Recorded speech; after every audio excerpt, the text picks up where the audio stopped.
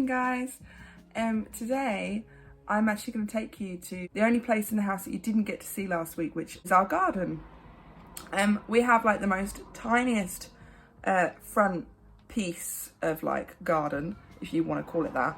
And this year during lockdown we decided to actually turn it into a garden to start growing vegetables and things like that. We actually ended up really enjoying it, and we carried it on all through the season.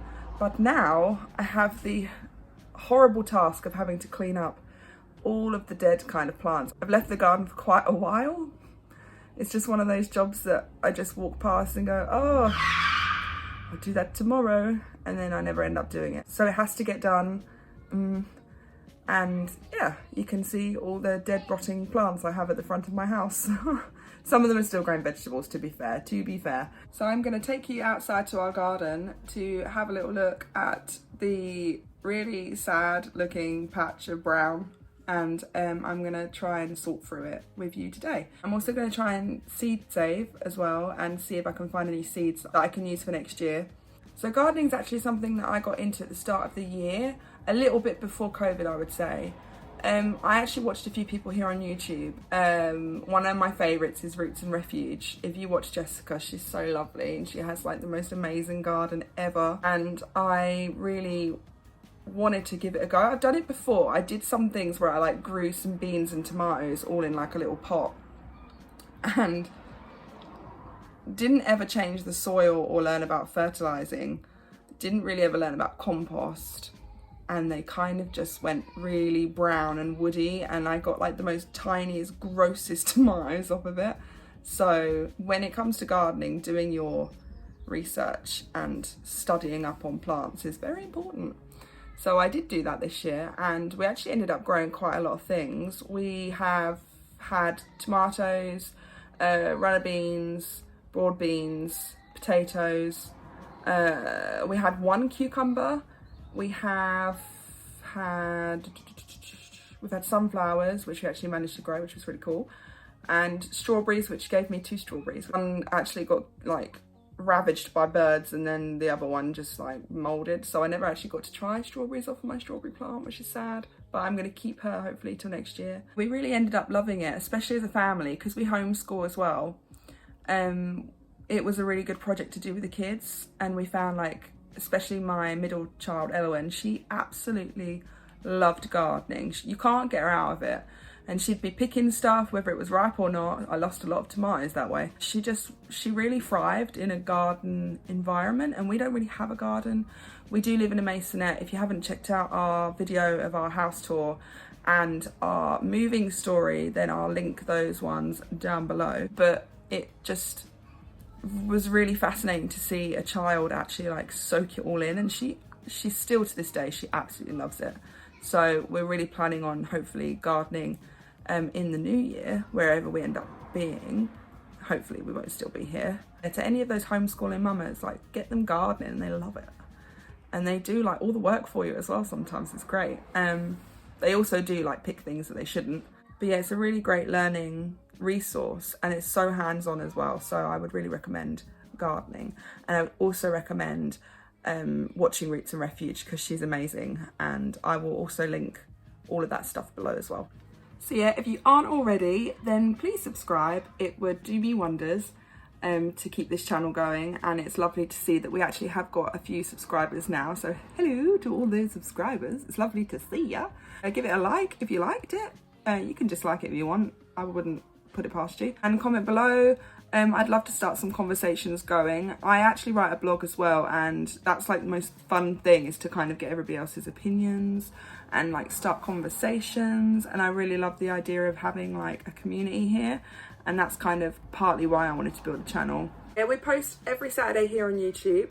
I also write a blog, and that comes out every Sunday or Monday, depending on whether or not I forgot to write that weekend. But yeah, let's get on with this video. So I'm just going to show you outside in our tiny garden. It's in the front of our house. Oh, hello. Hello. Hello. Hello. So down here by the front door, which is just there, we had a container full of beans and runner beans and fine beans, and they're all gone now. And then underneath in here is the big box, and that's just got like all our worms in there and compost. And in here we collect leaves and things to put in the compost to use as brown waste, because you can't have too much green waste, otherwise it makes it really smelly. Around, we've got all the rest of our plants out the front, so I've got some on this side and some on that side as well, so I'll take you through what we've got growing still. A lot of it's obviously going to be pulled out today. That's why I've made a video on clearing out our garden ready for winter. Ladybug. Yeah, ladybugs. Here is our one tomato here that I grew from a sucker. There's a ladybug. Over here we've got the nasturtium plant, which is really thriving. She's lasted a really long time, which is really nice, and she's also given me quite a few seeds that I've saved. I've just found this, which is really cool. It's a nasturtium seed, so one of my flowers has produced a seed for me. I don't know if it's, where's it gone? I don't know if it's ready yet. It doesn't feel like it. Usually if you pull it, it'll come off straight away. I'll see if I can find some more seeds, but that's really cool because it means, again, I can save those and put them away for next year. There's a squash plant just here, but it's pretty much, it's not really done very well, especially in this plant pot, but it was a volunteer plant. I never actually planted it in the bed. And then over here is my kiddie's paddling pool full of tomatoes, and I think in there we've got, there we go, we've got one growing just there, and then there's more just here. So in this kiddie pool, I've got to clean all the tomatoes out that have stopped growing, especially like this one here where the top has just gone and they're starting to dry out. So some of these are going to have to be pulled, which I'm going to do right now. There we go, that's better. So they're all pulled up now, and the only ones left are the ones that still have fruit on them.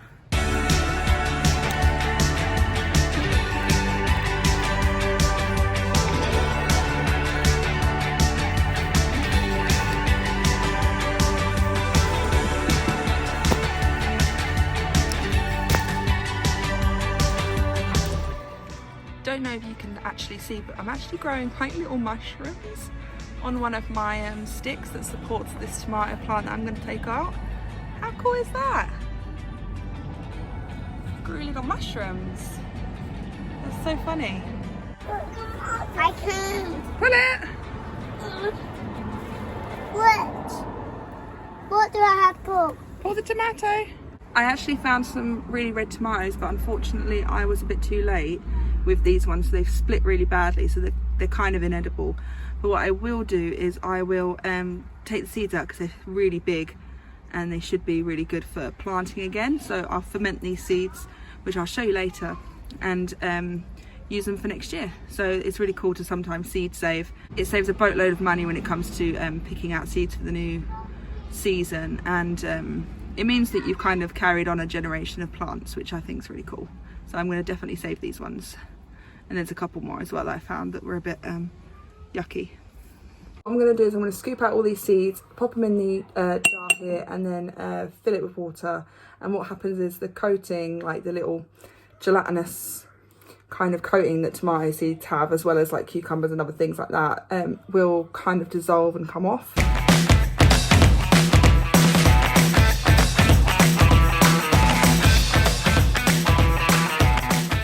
So now all I have to do is just fill this up with water, and the seed will come away from like the gelatin layer that it has around it.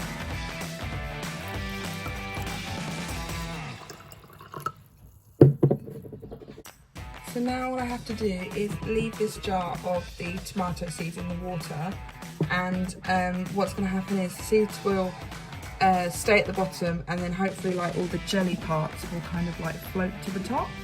And I think you leave it for like a couple of days at least, and then what you do is you scoop out the seeds, you like rinse them out and then dry them, and then you can store them for next year. So that's really cool. Just gonna leave those on the windowsill there until they're all ready and done.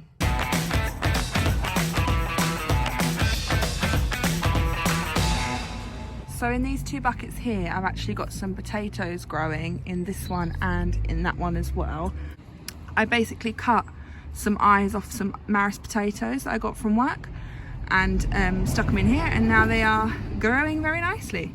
So yeah, hopefully we'll have some more potatoes for winter. I did try and grow some in the summer, but they didn't turn out as well. They're quite small.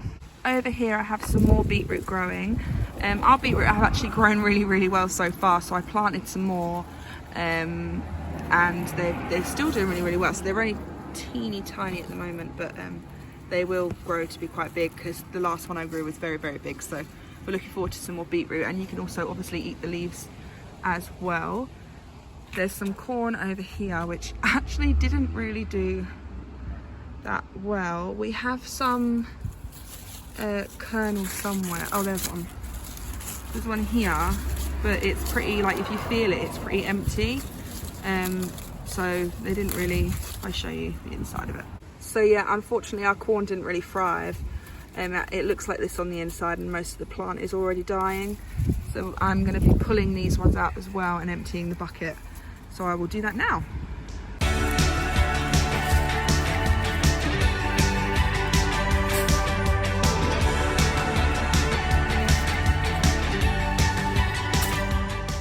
This bucket here is also filled with quite a lot of dead plants. A lot of these didn't take. These are old tomato suckers that I pulled from the other plants and decided to stick in here. I've had some in the other buckets that are thriving. These didn't really go anywhere. They went quite purpley brown quite quickly. I'll show you the leaves. And they went really browny purple. So what I'm going to do is I'm going to pull these all out as well.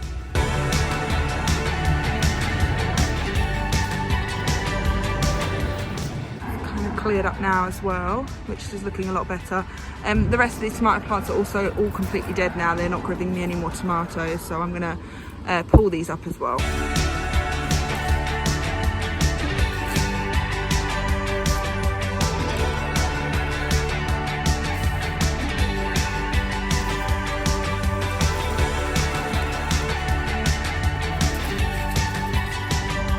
Last bed, it's actually a bed I made myself out of some old scrap wood from our old dressing table and part of the kids' chest of drawers. So I put that all together and made a bed.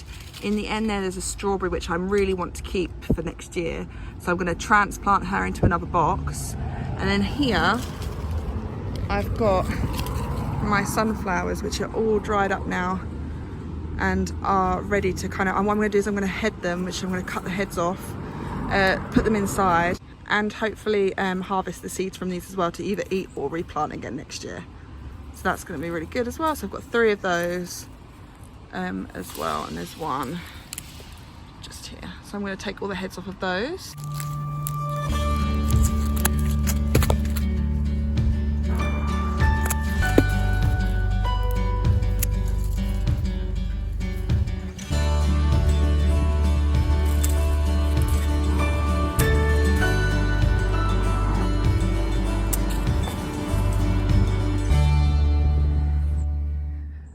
So as you can see, the sunflower's now gone. I just have my strawberry plant here, which I'm going to hopefully put in a box, and then hopefully she'll be ready next year to grow more strawberries for me and thrive again. She needs a bit of a prune, but I'm really hoping this one will stay with me. I've transferred the strawberry now into a much bigger container. This was the container that the corn was in, and yeah, so I've put loads more soil in, and then I put some topsoil in, which is from our compost bin. So hopefully it will get a lot more nutrients through the winter as well. She's looking a little bit worse for wear. I just broke a piece off as well, which is sad.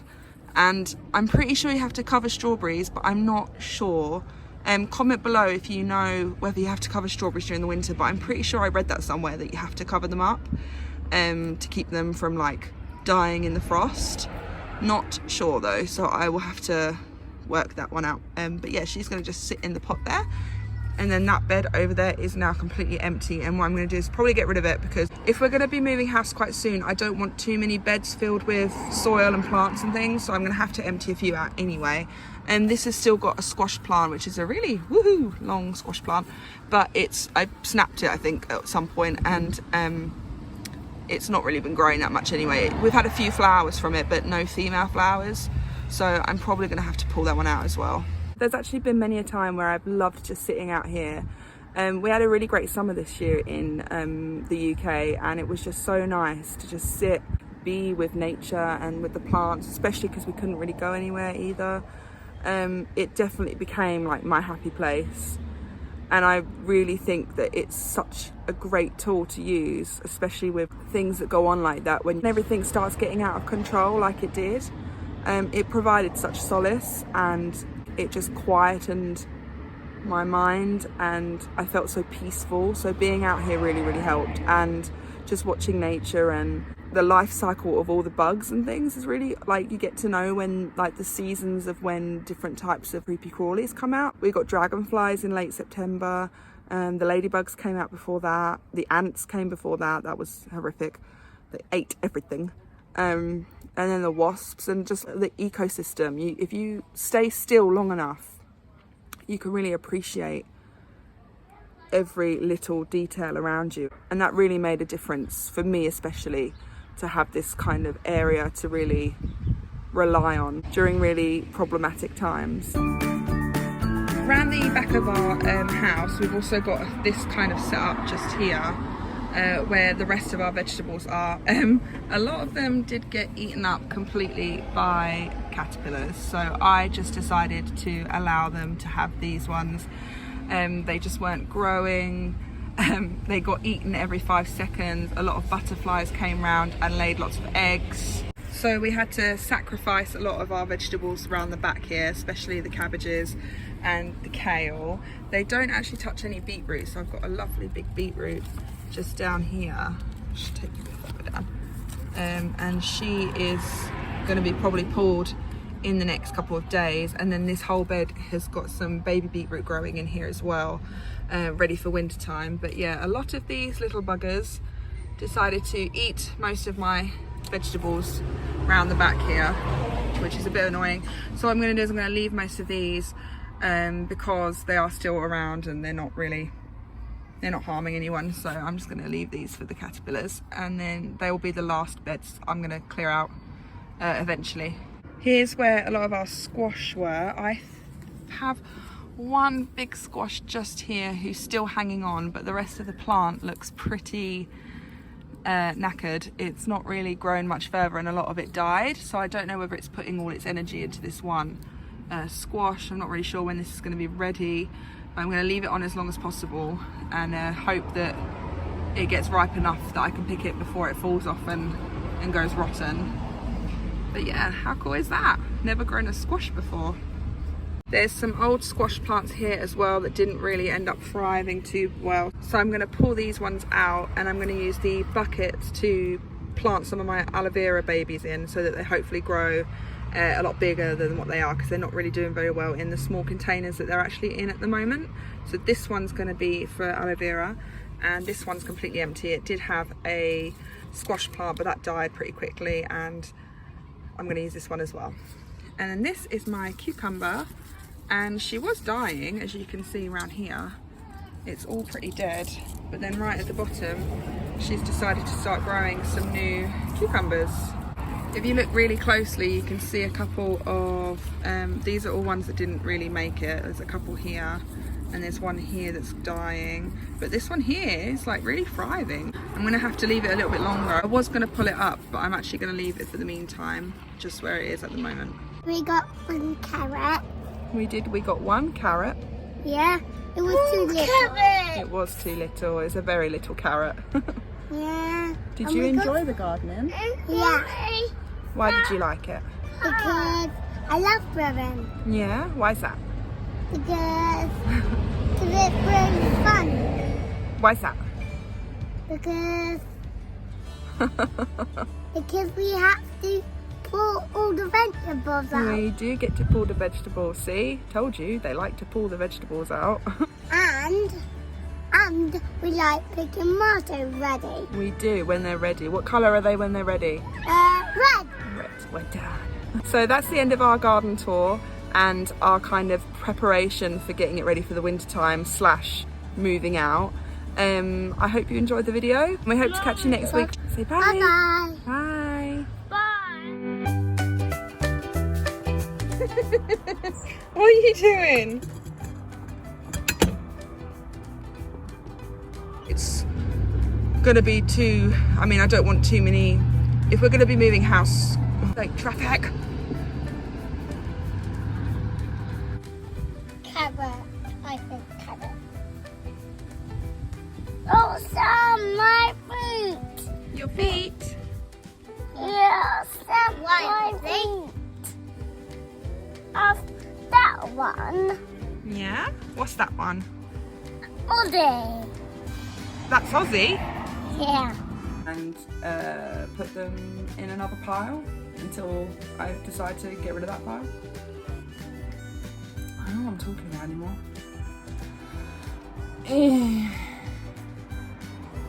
Of that one. What's that one? That one. What is it? That one. Me. That's you as well. Yeah. You gonna come in now? No. You gonna say bye to everybody? No. Oh.